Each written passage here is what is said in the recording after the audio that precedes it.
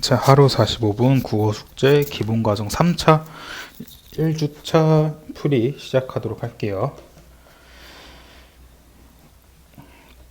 네, 다들 숙제 1주차 숙제 다 마무리 하시고 그 다음에 답지까지 드렸으니까 채점까지 하신 다음에 그 다음에 이건 전체 다 듣는 게 아니라 자신이 틀린 부분만 확인하셔서 오답 정리하시고요. 이거는 추후에 확인학습 시간 때 따로 확인을 해드리도록 하겠습니다.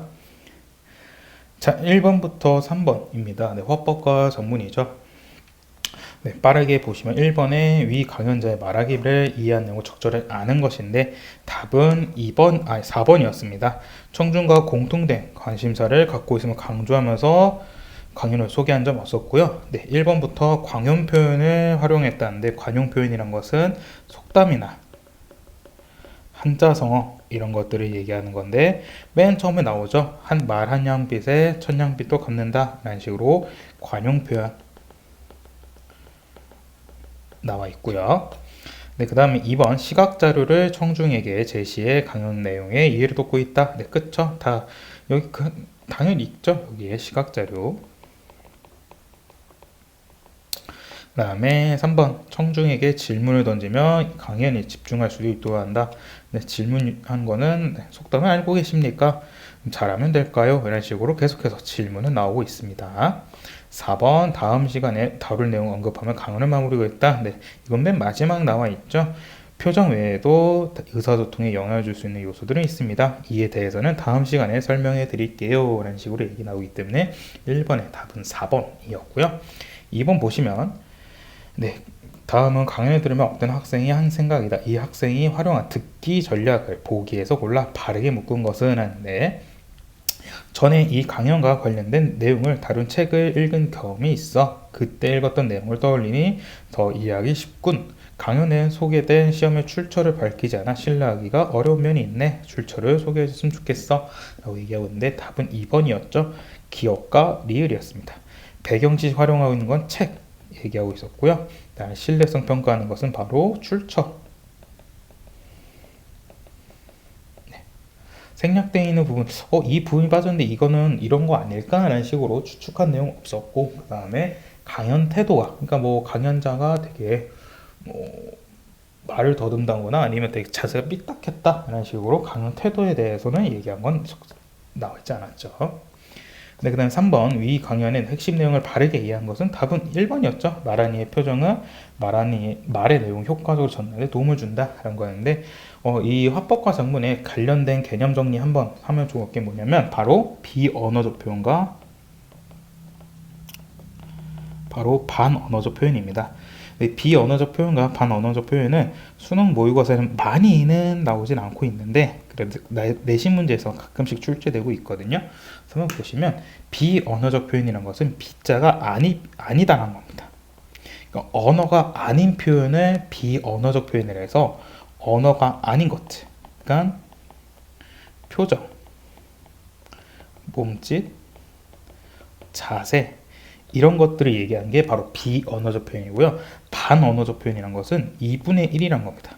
그러니까 반쪽짜리 언어 표현이란 것인데 언어의 2분의 1이란 건데 얘 같은 경우에는 목소리의 크기 아니면 빠르기, 높낮이 아니면 말투 등을 얘기하는 게 바로 반언어적입니다. 그래서 비언어적 표현과 반언어적 표현 같이 알아두시면 좋을 것 같고요. 자, 그 다음에 넘어가셔서 4번 문제. 네, 이거는 문법 문제인데 의문의 변동에서도 자음군 단순화 관련된 문제였죠. 네, 보기 보시면 자음 두 개가 음절 끝에 놓일 때 둘 중에서 하나의 자음이 탈락하는 현상을 자음군 단순화라 한다. 라는 거. 이거 빠르게 보시면 답은 1번이었습니다. 각은 각, 넋은 넋, 닭은 닭, 삶은 삶. 네, 이렇게 기억해 두시면 좋을 것 같고, 그 다음에 자음군 단순화를 꼭 기억해 두는 게 음절의 끝소리 규칙이랑 헷갈리시면 안 된다는 점 꼭 기억해 두시고요. 자, 그 다음에 5번부터 7번. 네, 문학 현대시 문제였죠. 네, 윤동주의 서시라는 작품이었고, 나작품 북후군의 겨울숲이라는 작품이었습니다. 이 윤동주 시인의 스타일 같이 기억해 주시면 좋은 게, 윤동주 시인 같은 경우에는 자기 성찰, 자기 반성 등을 하는 시인이었고, 그 다음에 현실적 자아와 이상적 자아가 싸우는 내적 갈등을 보여준다 말씀을 드렸었죠. 여기서 현실적 자아란 것은 좀 소극적인, 그러니까 저항에 대해서 좀 되게 소극적인 것을 현실적 자아라 했고, 그 다음에 되게 적극적으로 나서는 것을 이상적 자아라 했습니다. 그래서 이렇게 현실적 자아와 이상적 자아가 서로 갈등을 일으키는 내적 갈등을 보여주지만, 결국 끝에서는 보통은 이 내적 갈등이 해결되죠. 해결되면서 희망과 기대를 보여주는 부분이 바로 이 윤동주 시인의 작품의 특징이라 생각하시면 좋을 것 같습니다. 윤동주 시인의 스타일 같은 경우에는 자기 성찰, 자기 반성이 나오고, 현실적 자아와 이상적 자아가 갈등을 일으키는 내적 갈등을 보여주지만, 그 내적 갈등은 결국 끝에 희망과 기대를 보여주면서 해결이 된다라는 거. 이 서시라는 작품은 글을 쓸 때 서론이라 하잖아요. 서론이 이제 그 글의 글의 그 시작 부분 혹은 뭐라 해야 되는 거예요? 시작 부분이라면 그 서시라는 게 바로 서론이라 생각하면 됩니다. 윤동주가 쓴 시집의 처음 부분, 시작 부분이라 해가지고 서시라는 작품이 있는 거고요. 네, 복효균의 겨울숲이라는 것은 숲에 대한 이야기를 하고 있는데, 먼저 5번 문제에 대한 거 한번 볼게요. 가와 나의 공통점으로 적절한 것은, 이 문제 되게 중요하죠. 표현 방식과 관련된 문제이기 때문에 꼭 1번부터 5번 선지 중에 여러분들이 모르는 표현 방식 개념이 있다면, 이거는 잠시 멈춰두고 다시 한번 표현 방식과 관련된 개념 꼼꼼하게 복습 후에 이 5번 문제의 해설 들으시면 좋을 것 같습니다. 1번부터 겉으로 드러난 화자가 자신의 내면을 드러내고 있다. 2번 공감각적 이미지를 활용하여 계절감을 환기하고 있다. 3번 어조의 급격한 변화를 통해 긴장감을 고조하고 있다. 4번 반어적 표현을 통해 화자의 정서를 강조하고 있다. 5번 유사한 문장 구조의 반복을 통해 현실적 어려움을 강조하고 있다라는 건데, 근데 이거는 차근차근 보시면 겉으로 드러난 화자 같은 경우에는 다른 말로 표면적 화자였죠. 이 표면적 화자를 가장 찾기 쉬운 방법은 1인칭 대명사 찾으시면 되겠죠. 나는, 저는, 우리는 이런 식으로 1인칭 대명사가 있으면 화자가 겉으로 드러나 있다, 표면적 화자다라는 거였고, 2번 공감각적 이미지인데, 공감각적 이미지는 위에 잠깐 쓰도록 할게요. 공감각적 이미지도 꼭 기억해 두시고요. 공감각적 이미지는 학교 내신 문제에서 너무나도 많이 나오는 거기 때문에 꼭 기억해 두시면 좋은데, 공감각적 이미지에서 이 공이라는 게 감각적 이미지라는 건 아시죠? 감각적 이미지라는 건 시각, 청각, 후각, 미각, 촉각 등을 통해 느낄 수 있는 이미지인데, 이 공감각적 이미지랑 공이란 것은 함께, 같이란 뜻이거든요. 그러니까 공감각적 이미지란 것은 같은 곳에 감각적 이미지가 두 번 있다는 겁니다. 근데 이게 무슨 말이냐면, 한 감각적 이미지가 다른 감각적 이미지를 수식해 주는 거예요. 꾸며주는 거죠. 그러니까 감각적 이미지가 두 개 나오는데, 그 중에 하나가 A라는 감각적 이미지가 B라는 다른 감각적 이미지를 수식해주는, 꾸며주는 게 바로 공감각적 이미지인데, 그러니까 예를 들면 푸르른 울음소리가 있죠. 푸르른 울음소리에서 여기서 푸르른 이런 것은 색깔이기 때문에 시각, 울음소리는 소리이기 때문에 귀로 듣는 청각인데, 여기서 울음소리긴 울음소리인데 어떤 울음소리? 푸른 울음소리라고 해가지고 푸른이 뒤에 있는 울음소리를 꾸며주죠. 그러면 지금 청각 이미지를 시각 이미지가 꾸며주고 있는 거죠. 자, 시각적 이미지가 청각적 이미지를 꾸며주고 있는데 어떻게 꾸며주고 있냐면 울음소리라는 청각적 이미지가 마치 눈에 보이는 푸르는 시각적 이미지로 꾸며주고 있는 거죠. 그래서 이런 거를 바로 청각 이미지를 시각 이미지처럼 표현했다. 그래서 시각화라고 생각하시면 됩니다. 뭐뭐화라는 것은 뭐뭐가 되다 하는 건데 청각 이미지를 시각적 이미지로 표현한 것. 그래서 시각적 이미지가 청각적 이미지를 꾸며줌으로써 청각적 이미지가 시각적 이미지처럼 보이는 게 바로 공감각적 이미지입니다. 그래서 공감각적 이미지 개념을 알고 계시면 좋은데 그 중에서도 뭐뭐의 뭐뭐화 이렇게 구분하는 거는 학교 내신 문제에서 정말 단골로 등장하는 거기 때문에 꼭 기억해 두시면 좋을 것 같아요. 자, 그 다음에 어조의 급격한 변화란 건데 어조라는 건 말투였죠. 말투가 급격히 변하는 건데 이 말투 변화 같은 경우에는 종결 어미를 확인하시든가 아니면 그러나 그런데 하지만 이런 것들 찾으시면 되죠. 반어적 표현이란 것은 반대로 말하는 거였고 유사한 문장 구조 반복 같은 경우에는 뭐 그냥 조금만 비슷하면 됩니다. 조금만 비슷한 게 반복되면 좋은데 여기서 제일 중요한 반복 꼭 기억해 두세요. 반복이란 것은 의미가 이것부터 설명해요. 반복이란 것은 똑같은 게 두 번 이상 등장하는 건데 이거는 의미가 강조되고 운율이 형성된다는 점 꼭 기억해 두세요. 그럼 6번 가와나의 시어에 대한 설명으로 적절하지 않은 것. 그 다음에 7번은 보기를 바탕으로 기역과 니은 이해하는 가장 적절한 것인데 보기 보시면 하늘은 일반적으로 인간이 생각하는 바람직한 가치를 상징한다. 그렇기 때문에 하늘을 우러러보는 행위는 그들이 추구하는 삶의 태도를 엿볼 수 있다. 그럼 우리는 이 보기를 읽고 이 가와나 작품을 읽으시면서 화자가 하늘을 우러러볼 때 하는 행위나 하늘을 볼 때 느끼는 감정, 정서, 태도 이런 것들은 다 그 화자들이 추구하는 삶의 태도, 추구하는 것들이란 걸 체크할 수 있겠죠. 네, 그럼 빠르게 먼저 문제부터 쭉 보시면 5번의 답은 1번이었죠.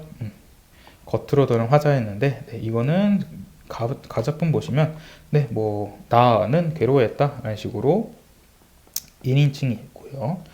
그 다음에 나에서도 나도 라는 1인칭이 있기 때문에 그래서 5번의 답은 1번이었고요. 공감각적 이미지는 나와 있지 않았습니다. 공감각적 이미지는 어디에도 나와 있지 않았고 계절감을 환기했다는 건 환기라는 건 불러일으키는 거였는데 계절감을 환기하는 것은 나에는 있었어요. 나에는 있었던 게 여기 눈보라 같은 거. 눈보라 같은 게 대표적인 겨울을 갖고 오는 거죠. 그 다음에 3번 어조의 급격한 변화였는데 얘 같은 경우에는 가에는 없었지만 나에는 있었습니다. 가에 그러나 이런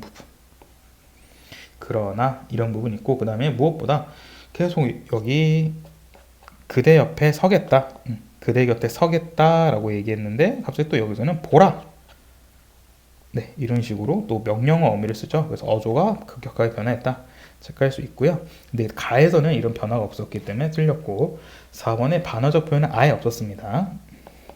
5번 유사한 문장 구조 반복 역시 찾아볼 수 없었다 이런 거. 그래서 5번의 답은 1번이었고요. 그 다음 6번 가와나의 시에는 적절하지 않은 건 답은 1번이었습니다. 가의 입세는 화자가 과거를 회상하는 게 아니라 오히려 좀 괴로워하는 거죠. 입세에는 바람에도 괴로워하는 거기 때문에 틀렸고 그 다음에 이 잎새가 헐벗은 한 그루 나무와 유사한 아니었죠. 한 그루 나무는 좀 개인을 얘기하는 거였는데 잎새어는 이와 관련이 없었습니다. 그 다음 7번 보기를 바탕으로 기역과 니은의 이해는 적절한 것이었는데 답은 3번이었죠. 기역에서 하늘을 우러러보는 행위는 부끄러움 없는 삶을 살고자 하는 의지가 있고요. 니은은 하늘을 우러러 새들을 기다리고 있을 때 같은 경우에는 희망을 잃지 않고 인내하려는 태도다 라는 거.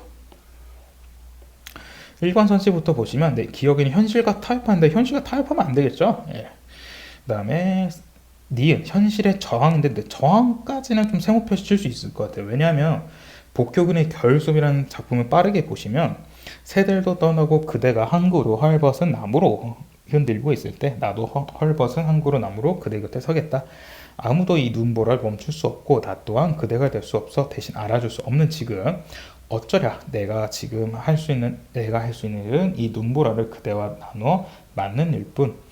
근데 그러나 그것마저 그대만을 위한 것은 아니었다. 보라 그대로 하여 그대 쪽에서 불어오는 눈보라를 내가 견딘다. 그리하여 언 땅 속에서 서로가 서로의 뿌리를 얽어주고 체온을 나누며 끝끝내 하늘을 우러러 새들을 기다리고 있을 때 보라 어느샌가 수많은 그대와 또 수많은 나를 사람들은 숲이라 부른다. 라는 식으로. 그러니까 조금 이 눈보라를 이겨낸다는 걸 통해서 좀 현실을 저항한다고까지는 볼 수 있겠지만 그래도 기억에서 타협은 확실히 아니었고요. 네, 자연과 동화된다는 말 없었고 그 다음에 깨달음을 얻고자 하는 것도 찾아볼 수 없었죠. 4번 외부의 세계와 소통한다. 네, 소통도 없었고 어머나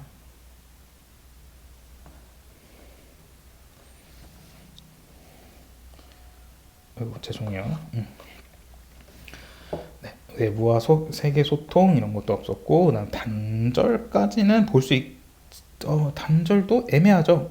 단절도 애매할 것 같고 5번 무기력한 삶을 극복한다. 네, 이것도 애매할 수 있지만 무엇보다 타인의 도움 없이 홀로 살고자 하는 게 아니라 서로 같이 산다라는 거였죠. 자, 그 다음에 8번부터 11번입니다. 네, 이거는 도덕적 판단에 대한 내용이었는데 콜버그가 얘기한 내용이었죠. 콜버그가 얘기하는데 네, 하인지 딜레마에 대해서 얘기하는 거였는데 두 번째 문단에서는 전 관습적 수준에서 얘기 나오는 거. 전 관습적 수준은 또 1단계, 2단계로 나눠진다는 거. 1단계는 처벌의 기준으로 도덕적 판단을 한다는 거고 2단계는 자신의 이익이 판단의 기준이 된다 했었고요. 그 다음에 4번째 문단에서는 관습적 수준이었는데 관습적 수준의 제일 첫 번째 3단계에서는 사회 구성원들이 동의한 것을 좋은 걸 인식해서 이게 도덕적 판단이 된댔고 네 번째 단계에서는 법이 그래서 어떤 예외도 허용하지 않는 게 바로 4번 네 번째 단계였고요. 그다음 마지막 후 관습적 수준에서는 5단계, 6단계가 있었는데 5단계에서는 법의 합리성이 도덕적 판단이 된댔고 6단계에서는 스스로 선택한 양심의 결정을 따르는 것이 바로 도덕적 판단이 된다라는 거. 그 다음에 맨 마지막 문단에서 이 콜버그의 이론이 바로 도덕 교육의 틀에 제시했던 가치가 있다.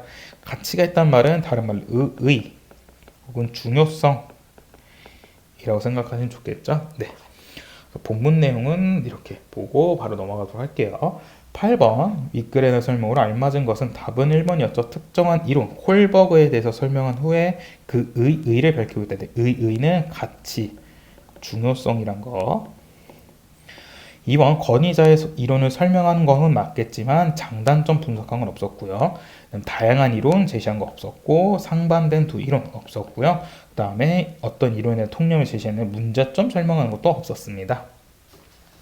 자, 그 다음에 9번 네, 이런 거 하인즈 딜레마에 대한 내용이었는데 네, 하인즈의 행동이 옳은 것이냐 했는데 2단계에서는 예라고 했습니다. 왜냐하면 2단계에서는 자신의 이익에 따라서 도덕 판단을 하기 때문에 하인즈의 이익을 충족했기 때문에 그래서 적절하다는 거고 네 번째 단계에서는 아니라 했는데 왜 네 번째 단계는 네 번째 단계에서는 법이 도덕적 판단이 된다는데 어떤 예외도 허용되지 않는댔죠. 근데 법에 의하면 하인즈의 행동은 잘못된 거니까 네, 옳지 않다라는 거고 그래서 답은 2번이었습니다. 자신이 필요한 약을 얻었기 때문에 법을 어기고 도둑질을 했기 때문에 라는 거. 자, 그 다음에 10번 기억부터 디귿을 이해하는 내용으로 가장 적절한 것 답은 2번입니다. 기억은 이기적인 욕망을 니은은 집단의 가치를 추구하는 것이라 라는 거. 네, 그 다음에 1번부터 보시면 기억은 전 관습적 니은은 그냥 관습적 디귿은 후 관습적이었죠. 1번도 보시면 기억은 소수의 사람들이 라는 건 없었고요. 3번 기억은 집단의 질서는 아니었고 디귿은 보편적인 도덕법칙 요단이었고요. 4번 니은은 개인의 자율성 오히려 디귿이었죠. 그 다음에 집단에 의한 강제성 오히려 니은에 가까울 테고요. 그 다음에 니은은 성인들에게서 디귿은 아동들에게서 많이 보이는 수준인데 이런 내용은 없었습니다. 그 다음 11번 A의 내용을 바르게 추론한 것인데 A의 이 추론 같은 문제 꼭 조심하셔야 되는 게 추론 문제는 꼭 기억해 두시는 게 본문 내용과 일치하냐 불일치하냐 찾으시면 안 됩니다. A의 내용을 바르게 추론하는 것은 뭐냐면 A의 내용과 관련이 있는 걸 찾으시라는 거예요. 이 부분 꼭 주의하셔야 되고요. 그래서 A의 내용 같은 경우는 도덕성 발달이 순차적으로 이루어진다 그런 거였죠. 그래서 11번의 답은 5번이었습니다. 자, 그 다음에 넘어가셔서 1주차 화요일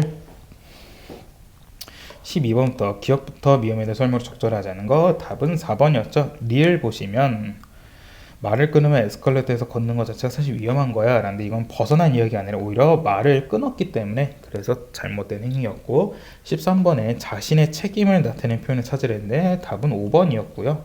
잠깐 다른 생각에 이 말에서 그러니까 이건 내 잘못이다 얘기하는 거죠. 내 책임이야 이해하는 거고 14번은 이게 합성어 관련된 문제인데 그러니까 여기서 합성어에 대해서 알고 계시면 좋은 게 조사는 생략될 수 있습니다.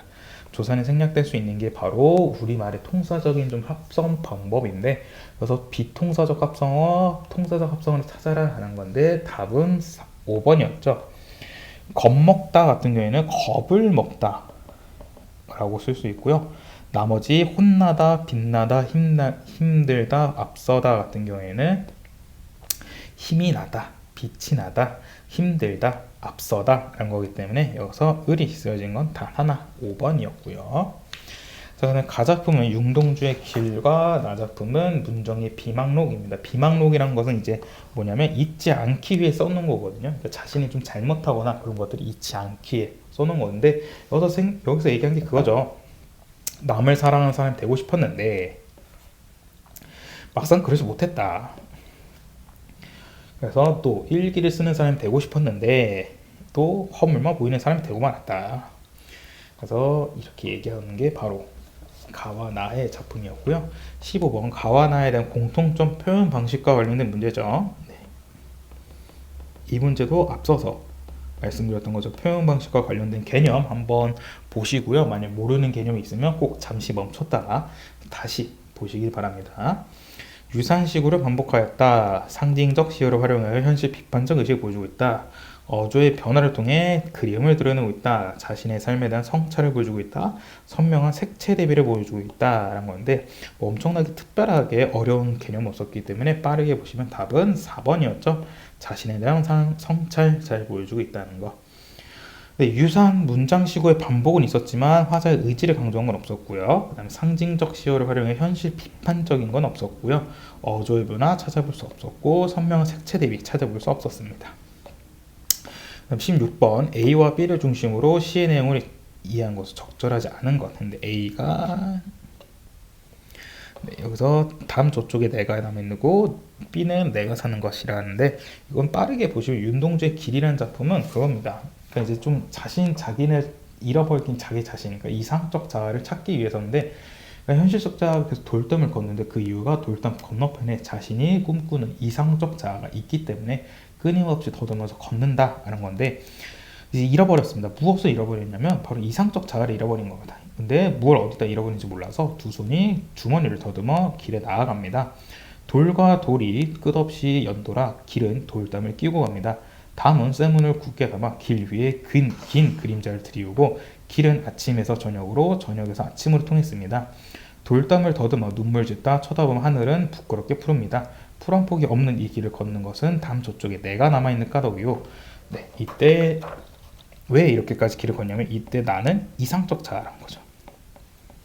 그 다음에 내가 사는 거, 왜 내가 살고 있냐면 바로 현실적 자아가 왜 이렇게 가서 살고 있냐면 바로 잃어버린 것을 찾는 까닭입니다 라는 거죠. 그래서 16번에 A는 이상적 자아, B는 현실적 자아. 네, 16번의 답은 2번이었습니다. A는 풀 한 폭이 없는 길을, B는 긴 그림자가 드리운 길을 걷고 있다라는 건데 이거 틀렸죠? B가 풀 한 폭이 없는 길을 걷고 있는 거죠.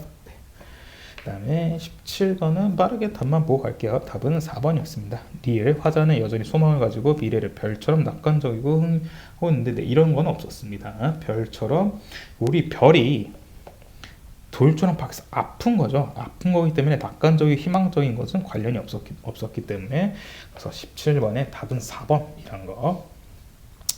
네, 그 다음에 18번부터 20번 문제 보시면 여기서 이제 철학 지문 관련된데 경험에 대한 얘기였죠. 그래서 두 번째 문단에서 경험론에 대해서 얘기하는데 경험론이란 것은 경험에서 찾는 철학적 입장이다라는 거. 그다음에 세 번째 문단에서 이제 소피스트 키렌의 학파까지 올라가서 합리론이 나오는데 합리론의 대립되는 본격적인 경험론은 베이컨이 체계를 세웠다는 거. 그래서 베이컨 같은 경우에는 자연과학의 발전을 합치지만 다 다르게 됐다는 거. 그래서 경험론자는 관찰과 실험을 입각한 귀납적 방법, 합리적인 사람들은 이상적 사고에 의한 여연적 추론이란 거. 그래서 경험자들은 귀납법을 통해 구체적이고 개별적인 사례들을 통해서 보편적인 법칙을 알아가는데 하지만 조금 한계가 있었던 게 그게 아닐 수도 있다는 거죠. 그러니까 똑같은 장소를 걸어서 지나친 여행자와 기차를 타고 지나친 여행자를 생각해보자. 장소는 동일하지만 두 여행자가 그 장소를 바라봤던 경험은 분명히 다를 것이다. 그러니까 이게 경험에 오류가 있을 수도 있다는 거죠. 그래서 이거는 여러분들이 혹시 뭐 예능이나 유튜브 같은 거 잘 보시는 분들은 아마 그 신서유기라는 예능이 있었는데 신서유기 시즌 2에 그 토론하는 게 있었어요. 그 토론이 저희가 UFO가 있냐 없냐 해서 그 어떤 PD 분이랑 은지원 씨가 두 분이 토론하는 게 있었는데 거기서 이제 강호동 씨가 무슨 말을 하냐면 하루살이 얘기를 합니다. 하루살이가 인간 세계에 내려와서 살다가 이제 그때는 겨울이었는데 겨울에 눈이 엄청 와서 엄청 추웠다는 거죠. 그 하루살이가 겨울 내내 살다가 이제 죽어서 하늘나라로 갔는데 하늘나라에서 이제 그래 너의 인간 세계에 살면 어땠냐 했더니 하루살이가 엄청 추웠습니다. 라고 얘기하면 그 딸은 또 봄에 살고 왔던 하루살이는 아닌데 이럴 수 있겠죠. 내가 살았던 인간 세계는 되게 따뜻하고 뭐 꽃도 피고 되게 아름다웠어 할 텐데 그 겨울만 살고 왔던 하루살이는 아니야 내가 살았던 인간 세계는 되게 추웠어 라는 식으로 얘기한 게 바로 경험론의 한계라는 겁니다. 자, 그 다음에 그래서 경험론의 입장에서 더 얘기한 게 바로 이 문단이었고요. 그 다음에 18번에 윗글에서 확인할 수 있는 내용 적절하지 않은 것인데 답은 1번이었습니다. 경험론의 종류는 없었고요. 19번 기억과 니은의 설명을 적절하지 않은 것이었는데 기억은 합리론, 니은은 경험론이었는데 답은 5번이었죠. 기억, 합리론은 니은, 경험론과 달리 근대과학 발전에서 영향을 받았다는 게 아니라 달리 부분이 틀렸죠. 자, 먼저 말씀드린 게 이런 달리 부분을 꼭 조심하셔야 됩니다. 이런 모두, 뭐뭐와 달리 이런 부분에서 답이 근거가 쉽게 나올 수 있기 때문에 꼭 조심하셔야 되고요. 20번 보기를 활용한 것은 답은 2번이죠. 경험에는 오류가 있음을 인정한다 라는 거. 자, 그 다음에 넘어가셔서 21번에 가부터 말을 이해한 대로 적절하지 않은 것은 라 보시면 답은 4번이었죠. 전통예의 과정을 직접 보여줌으로써 청중의 호응을 얻고 있다라는데 라 보시면 저희 모든 친구들과 함께 해보니 기존 윷놀이에 비해 훨씬 재미있고 박진감이 넘쳤습니다. 여러분도 한번 해보시면 어떨까요? 하는데 직접 보여준 건 없었죠? 네, 틀렸고요. 22번의 답은 2번이었고요. 니은 국악에 대한 관심과 사랑이 필요하다는 내용은 아니었습니다. 23번 답은 3번이었고요. 니은에서 못은 축구를 하고자 하는 그의 의지를 부정하고 있다. 그런데 그는 다리를 다쳐 축구를 못한다가 아니라 의지가 아니라 능력을 부정하고 있는 거죠. 그래서 23번의 답은 3번이었고요. 자, 그다음에 24번부터 27번 가작품은 김소월의 가는 길이라는 작품이고 나작품은 이규보의 이옥설입니다. 여기서 여러분들 설이란 거 체크하시면 좋을 것 같은데 설이란 건 그 고전 수필을 얘기하는 거예요. 근데 고전 수필을 왜 쓰냐면 교훈이나 깨달음을 주기 위해서 쓰는 겁니다. 현대 수필도 똑같아요. 그러니까 수필이라는 것 자체가 교훈과 깨달음을 주는 건데 그러니까 일반적으로 겪을 수 있는 일상적으로 겪을 수 있는 상황을 통해서 교훈과 깨달음을 주는 게 바로 수필인데 그 고전 수필을 얘기하는 건 바로 무슨 설입니다. 그래서 이규보의 이욕설이란 거 어떤 깨달음을 주는지 체크하시면 될 것 같고요. 그래서 24번 가와 나의 갈래에 대한 설명인데 네, 가 작품은 문학 현대시, 나 작품은 고전 수필인데 답은 2번이죠. 가의 화자는 임의로 설정된 화자이면서 나의 화자는 작가 자신이다. 네, 맞겠죠? 특별하게 어려운 거 없었고요. 25번 보기를 첨가하여 가를 감상한테 적절하지 않은 것 답은 2번이었습니다. 다시 어서의 부사는 화자가 떠남의 결단을 내린 것이라는데 다시 부분이 틀렸죠. 오히려 다시 부분은 머뭇거림과 관련이 있었죠. 다시 부분 보시면 여기 그립다 말을 할까 하니 그리워 그냥 갈까 그리고 다시 너 한 번이란 건데 이때 다시란 건 머뭇거림과 관련이 있기 때문에 틀렸고요. 26번 기억과 니은에 대한 설명으로 적절한 것은 한데 기억은 물, 니은은 비였죠. 26번의 답은 2번. 비가 문제상 유발하는 게 비가 내려가지고 집 해당체가 젖어가지고 타락해서 그거에 대한 문제점을 얘기한 게 바로 이욕설이었고요. 27번에 보기를 첨가하여 나를 이해할 때 적절하지 않은 것인데 답은 5번이었습니다. 시에서 화자는 부패한 정치를 개혁하는 주장을 다시 강조하고 있다는데 다시 강조하고 있진 않았죠. 그냥 처음 얘기한 거였지 다시 강조한 건 아니었습니다. 네, 그 다음에 이욕설은 학교 교과서에서 잘 출제되는데 학교 시험에 어떻게 출제되냐면 이 이욕설 같은 유추의 방법을 썼어요. 그래서 여러분들이 유추와 예시의 차이점을 같이 알고 계시 좋은데, 그러니까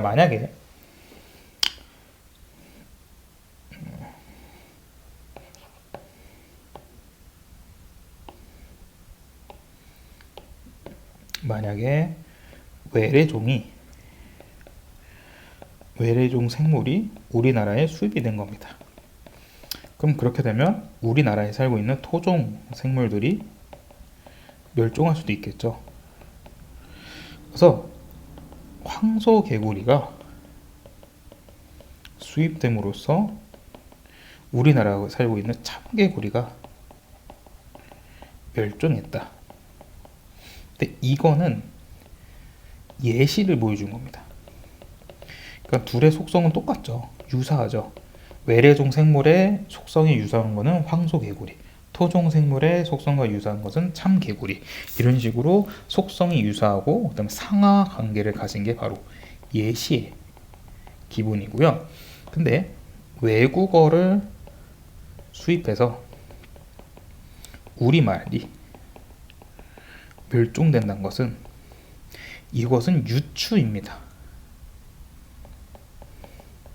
유추란 것은 속성은 유사하지만 완전 서로 다른 분야인 겁니다. 그러니까 외래종 생물과 외국어는 속성은 유사하지만 서로 완전 다른 범위죠. 하나는 생물, 하나는 언어이고 토종 생물과 우리말 역시 속성은 유사하지만 서로 다른 범위를 갖고 있는 거기 때문에 그래서 유추라는 것은 속성을 유사한 것을 거기서 서로 다른 범위에서 찾는 것을 유추라고요. 그 다음에 상하 관계를 갖는 거니까 포함되어 있는 게 바로 예시라고 생각하면 좋을 것 같아요. 이욕설의 유추는 내신 문제에서 자주 나오니까 꼭 기억해 두시고요.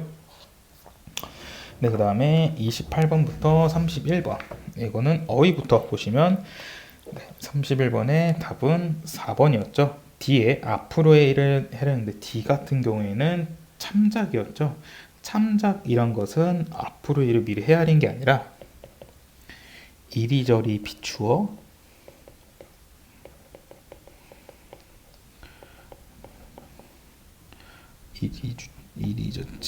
이리저리 비추어 보아서 알맞게 고려함. 이게 31번의 4번 답이었고요. 어휘 문제 같은 경우에는 여러분들 꼭 조심하셔야 되는 게 어휘는 따로 공부하시는 게 정말 좋긴 합니다. 따로 어휘책 사셔서 따로 어휘 공부하는 거 정말 도움이 되는데 만약에 따로 어휘를 사서 공부할 시간이 없으시거나 아니면 정말 시간이 너무 빠듯하고 바쁘셔서 하기 힘들다면 독서 공부하실 때마다 어휘 공부하시는 게 좋은데, 독서 공부할 때 여러분들이 착각하시는 게 뭐냐면 내가 다 아는 단어 같은데 하는 게 있는데, 좀 간단합니다. 그냥 그 단어를 보시고 여러분들이 다른 말로 바꿀 수 있다면, 다른 말로 여러분들이 1, 2초 안에 바로 다른 말이 떠올린다면 그 어휘를 알고 있는 건데, 그렇지 않고 여러분들이 이거 다른 말로 바꾸면 무슨 말가 되지? 그러니까 만약 교체하다를 여러분들이 바꾸다로 생각을 바로 못 하시면 여러분들이 교체하다 뜻을 확실하게 모르는 거기 때문에, 그래서 그런 단어는 꼭 따로 어휘 공부하시는 게 도움이 됩니다. 네, 첫 번째 문단에서 프랑스 법률가 몽테스키에가 얘기했는데, 몽테스키에가 동양의 유교 사회는 도덕에 의한 다스려지는 사회여서 이게 백성들에게만 도덕만을 강조해서 좀 합리성이 결여됐다 하는데, 그게 아니다는 거죠. 그 두 번째 문단에서는 이제 세조와 성종 때 있었던 우리나라의 경국대전을 얘기했고, 그 다음에 두 번째 문단에서는 그 최항이 얘기한 것을 얘기했고, 삼복제도 얘기했고, 그 다음에 세 번째 문단에서는 평등의 정신이 반영되지 않았다. 그래서 이렇게 세 가지 근거를 바탕으로 몽테스키에가 말한 동양의 유교 사회는 도덕에 의해 다스려진 사회여서 합리성이 결여됐다라는 건데, 맨 마지막 문단에서는 이제 지배층의 모범을 강조하면서 현실적인 법을 통해 궁극적으로 덕치를 중한 조선의 왕과 관련된 동안 확인할 수 있다라고 얘기를 하는 게 바로 이 문단의 이 글이었죠. 그래서 28번에 경국전의 설명을 적절하다는 것, 답은 1번이었습니다. 왕이 바뀔 때마다 전면적인 수정이 반복되었다. 아니었죠. 전면적인 수정이 반복되지 않았고요. 29번 기억에 들어간 내용으로 가장 적절한 것은 답은 1번 조선이 근대성을 지닌 법으로 운영된 사회라는 것을 알 수 있었다. 30번 윗글의 체험과 보기 한비자에 대한 설명으로 적절한 것은 했는데 답은 5번이었습니다. 특별하게 엄청 어렵지 않았습니다. 이 글은. 그래서 빠르게 보도록 할게요. 혹시나 틀리신 거 있으시면 나중에 확인하실 건데 다시 한번 확인하도록 하겠습니다. 자, 그 다음에 32번부터 33번.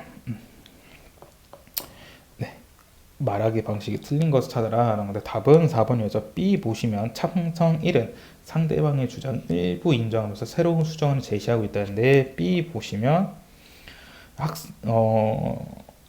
찬성 1만 보시면 되겠죠. 알고 있긴 하지만 제가 강조하고 싶은 수학 흥미도가 낮아서입니다. 그것도 한 요소겠지요. 근데 여기서 새로운 수정안을 제시하고 있지 않죠. 일부는 인정하지만 새로운 수정안을 제시하고 있지 않았기 때문에 답은 4번이었고요. 33번의 답은 1번이었죠. 그러니까 반대 일과 관련된 걸 찾으시라 하는 건데, 네, 그래서 뭐 어렵지 않았고요. 그 다음에 34번. 네, 이거 밑줄 친 부분 여기였거든요. 두 가지 이상의 의미로 해석된다. 그래서 중의성 관련된 내용이었는데 답은 1번이었습니다. 이게 귀여운 게 동생을 꾸며주고 있는지 강아지를 꾸며주고 있는지 중의성이 있기 때문에, 그래서 34번의 답은 1번이었고요. 자, 그 다음에 35번부터 37번 박두진의 작품입니다. 박두진은 이제 청록파 시인인데, 박두진 시인도 꼭 알고 계세요. 박두진 시인은 청록파 시인으로서, 청록파는 순수 문학을 말한 사람들이었습니다. 그러니까 청록파가 그냥 하나의 말에서 그냥 그 힙합으로 말하면 레이블 같은 거 생각하시면 돼요. 그래서 뜻이 비슷한 사람들끼리 모인 게 바로 청록파 시인들인데, 제일 첫 번째 박두진 시인은, 이분은 기독교이셨기 때문에 되게 구원과 좀 치유 관련된 얘기를 많이 하셨고요. 그 다음에 조지훈 시인은 전통에 대한 향수,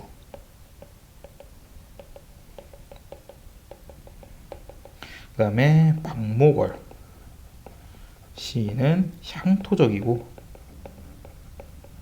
그 다음에 자연, 좀 민요 스타일을 쓰신 분이 박목월 시인입니다. 그래서 박두진, 조지훈, 박목월 시인은 청록파 시인 각자의 스타일 알고 계시면 좋을 것 같고요. 35번 가와 나의 공통점으로 가장 적절한 것은 답은 1번이었습니다. 동일한 시구를 반복한다. 네, 많았죠? 네.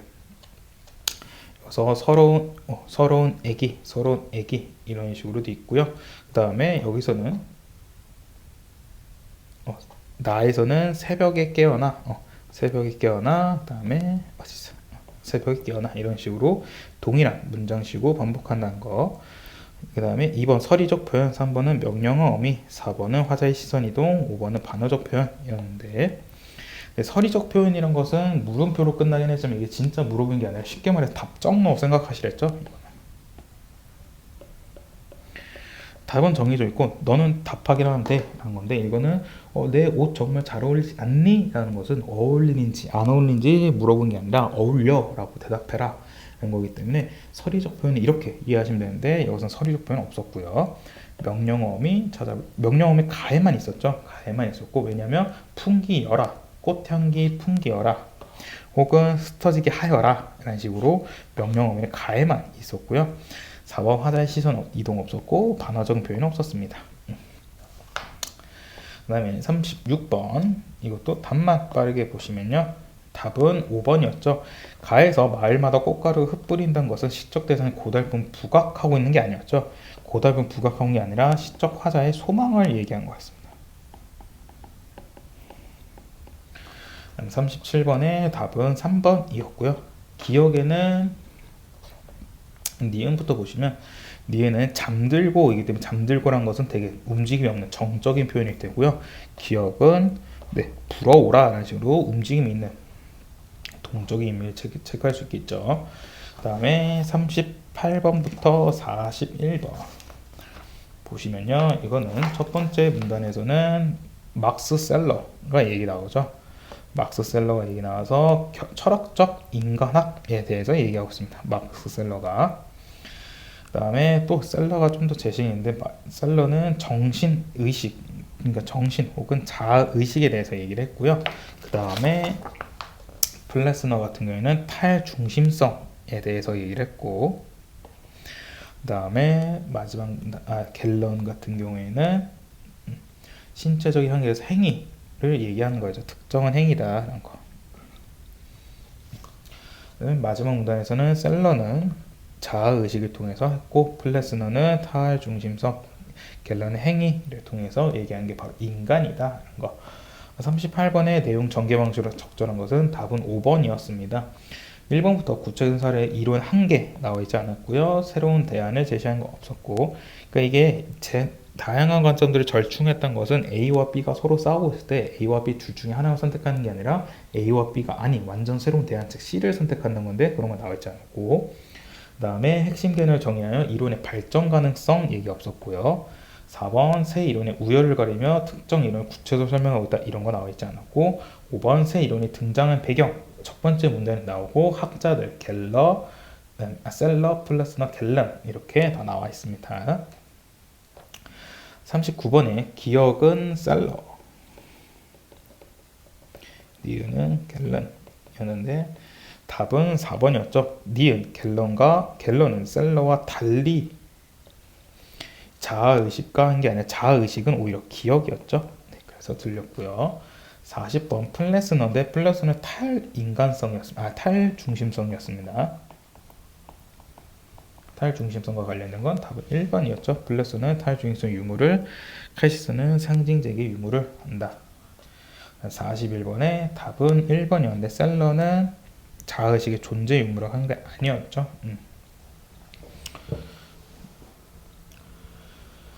자, 그 다음에 넘어가셔서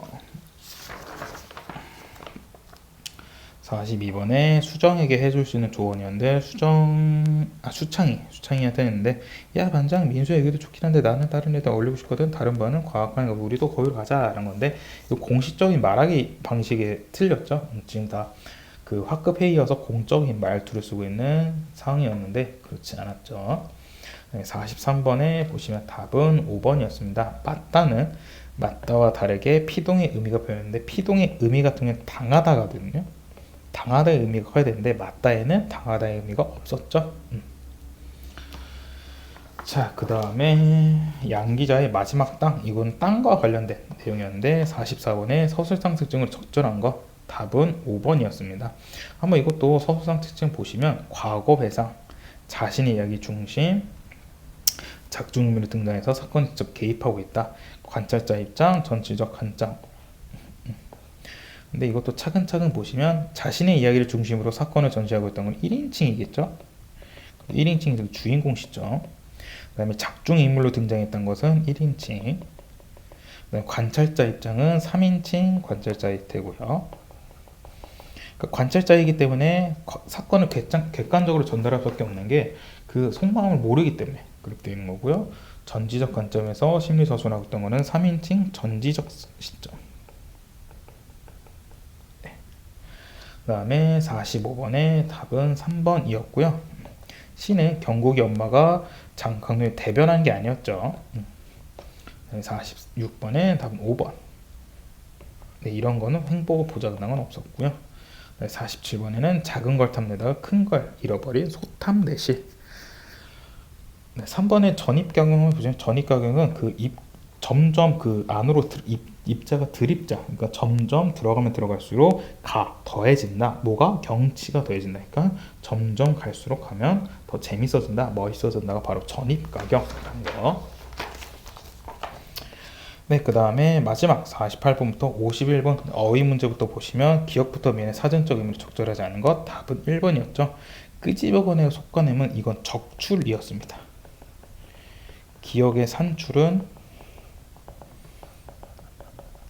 계산하여 내미라는 거였고요.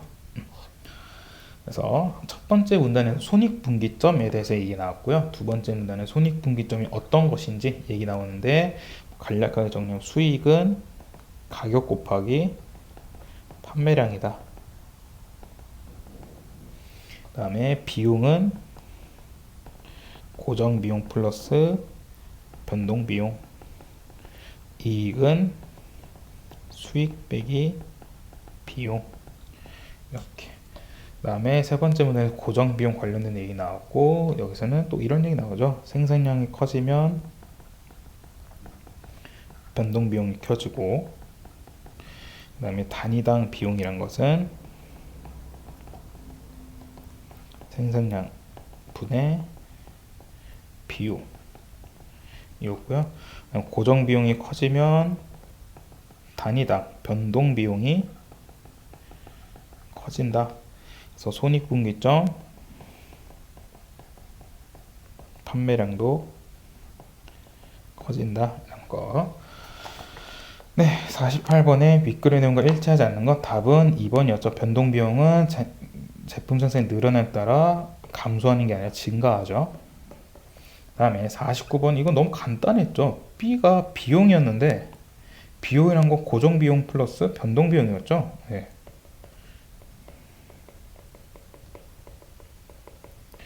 네, 50번 보기상 보시면 어떤 기업은 생산한 제품 손기점 분량이 80개인데 그런데 다시 예상했더니 70개만 판매될 거라는 결과가 나왔답니다. 그러니까 판매량을 낮춰야 되죠.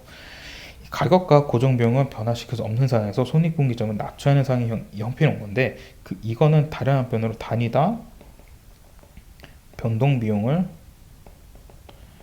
낮추면 되는 상황이죠. 그래서 답은 1번이었습니다. 포장비가 바로 변동비용이었기 때문에 2번은 고정비용인데 얘는 증가하면 안 되겠죠. 그 다음에 얘도 고정비용.